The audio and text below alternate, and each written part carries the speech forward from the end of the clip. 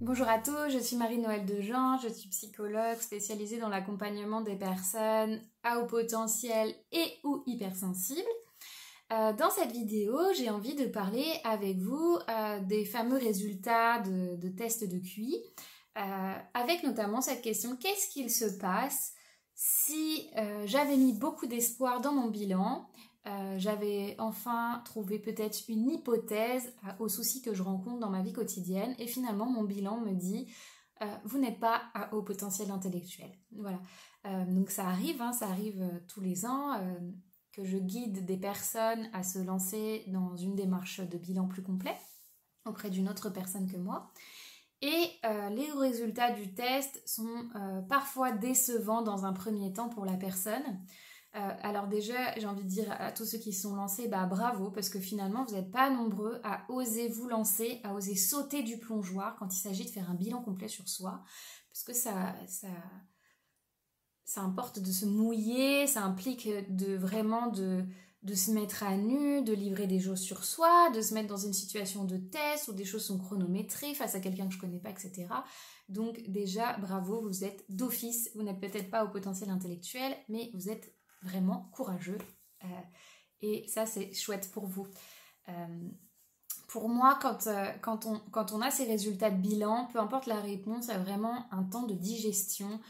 Moi, j'aime à dire que pour tous les changements, pour toutes les informations, ma tête et mon corps mettent minimum un cycle de lune, environ 3 semaines, pour intégrer une information. Donc, en gros, je prends mon résultat, et peu importe le résultat, je me le prends comme une grande vague dans la tête.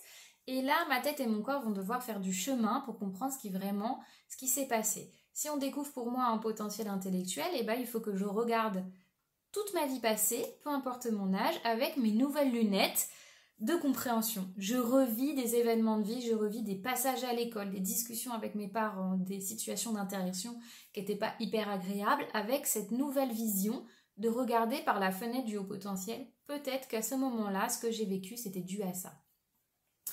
Mais moi, j'ai envie de dire aussi aux personnes pour qui on découvre qu'il n'y a pas de haut potentiel, que je ne connais pas un seul bilan dans lequel on ne découvre pas quelque chose sur soi. Moi-même qui ai passé des bilans étant plus jeune, j'ai découvert des choses sur moi que je ne connaissais pas du tout, je ne m'étais même pas posé la question, et du coup ça m'a permis d'aller explorer un petit peu plus loin sur certaines pistes, d'accord? Donc ça peut arriver qu'à la fin d'un bilan concernant plutôt une exploration du haut potentiel, on se dise en fait peut-être qu'il y a une petite ligne TDAH qui se cache derrière, peut-être qu'il y a une grande sensibilité qui serait intéressante d'explorer, peut-être qu'on a un petit trouble 10 qui s'est caché, une dyslexie, une dysorthographie, une dysgraphie qui peut vous gêner dans certains items à réaliser et qui vont vous pénaliser en termes de notes. Et là, ça permet d'aller explorer plus loin sur cette piste d'une autre petite spécificité qui soit associée. Mais je peux aussi découvrir que finalement, c'est mon manque de confiance en moi qui fait que j'ai douté dans mes réponses, ou que je suis venue parasiter mon cerveau avec des ruminations et de l'autodévalorisation en même temps que j'étais en train de répondre aux questions du test. J'étais en train de me dire oh là là, et si j'y arrivais pas, et qu'est-ce qu'elle va penser si je dis ça, et si je retenais pas ce qu'on est en train de me demander de retenir, etc. Donc là, on vient découvrir que c'est la confiance en soi en fait qu'il faut aller travailler par la suite. Donc je découvre toujours un petit quelque chose sur moi.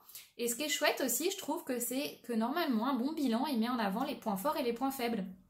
Ça veut dire aussi que je peux être quelqu'un qui est complètement dans la norme de ce qui est attendu pour mon âge en termes de compétences cognitives. J'ai un QI qui se situe entre 90 et 110, je suis satisfait de moi, etc. Mais je mets en avant toujours des points forts.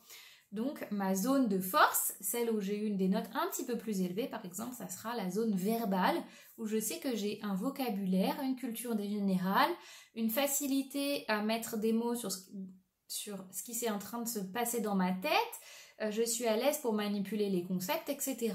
Alors, certains vous diront, oui, mais bon, certes, j'ai le verbal qui est un peu haut, etc., mais j'ai grandi dans une famille où la langue était vraiment valorisée, où mes parents me lisaient des histoires le soir. Pour moi, peu importe où vous avez glané vos compétences, elles sont là à l'intérieur de votre corps et ça doit être une force. D'accord? Donc ça, c'était l'exemple. J'ai une zone de potentialité dans la sphère verbale et celle-ci, elle est vraiment corrélée avec les capacités d'apprentissage. Donc je sais que si j'ai une note un peu plus haute que la moyenne dans toute ma sphère verbale, a priori, quand j'aurais envie d'explorer un univers, d'apprendre une nouvelle compétence, qu'elle soit technique, intellectuelle ou autre, une profession, un loisir, si j'ai des compétences dans ce domaine, a priori, quand je vais vouloir apprendre quelque chose et qu'en plus il y a de la motivation, cette chose elle m'intéresse, elle me fait plaisir, et bah je devrais l'apprendre avec plus d'aisance que quelqu'un d'autre. Et ça c'est quand même cadeau. Voilà.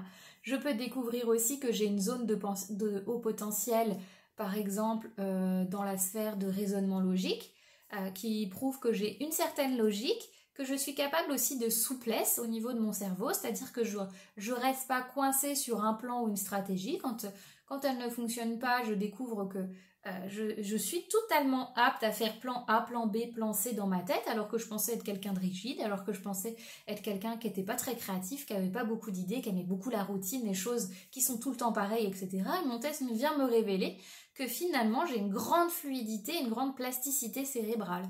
Donc ça c'est chouette aussi. Par exemple, je peux aussi avoir une zone de haut potentialité dans tout ce qui est organisation visio-spatiale. Donc je suis capable finalement de bien me repérer dans l'espace, ou alors quand je crée un objet, j'ai conscience de toute la somme de petites choses qu'il représente.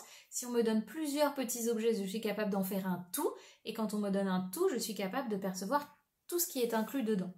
Voilà, donc ça c'est juste des petits exemples concrets, mais pour moi, ne soyez pas déçus si vous n'êtes pas une personne à haut potentiel à la fin du test. Moi, toutes les personnes que j'envoie faire un bilan sont toutes des gens qui sont atypiques, qui ont une singularité dans l'être, dans la manière de s'exprimer, dans leur centre d'intérêt, aux choses auxquelles ils ont accès, qui soient réelles, scientifiques, prouvables ou vraiment des choses subtiles du monde invisible, etc. Donc vous avez déjà un atypisme dans la manière d'être au monde en 2021 et ça c'est déjà une énorme qualité. Pour moi, si on ne me met pas un tampon sur mon papier à la fin du test, je ne suis pas au potentiel intellectuel, on découvre forcément que vous avez de grandes compétences et que vous êtes quand même un être singulier et que vous êtes légitime à vous appeler atypique, même zèbre si c'est un mot qui vous parle, d'accord? Donc je pense qu'on peut s'accrocher à une famille de cœur dans laquelle on se reconnaît. Et j'aimerais dire ce petit mot, je pense qu'il y a beaucoup de gens qui sont en recherche d'une identité et presque d'une case dans laquelle se ranger pour enfin être en paix, justifier certains comportements, certains choix professionnels, émotionnels, de déménagement, de couple, de manière de vivre, etc. Et toujours vous êtes dans ce paradoxe énorme, c'est-à-dire qu'à la fois vous demandez et vous exigez même parfois de l'entourage qu'il ne vous étiquette pas, c'est-à-dire vous ne voulez pas d'une jolie étiquette sur votre front au potentiel TDAH, au potentiel émotionnel, et pourtant quand vous êtes dans la démarche de bilan, c'est extrêmement paradoxal, c'est qu'à tout prix vous aimeriez y être. Donc peu importe moi comment vous vous appelez, ce qu'on a découvert sur vous, si vous vous sentez atypique et en décalage, vous êtes légitime de l'être et n'a pas besoin d'un tampon de psychologue pour mériter de se sentir atypique. Voilà, c'était ma petite mise au point du jour et elle me tient à cœur. Je vous dis à très bientôt.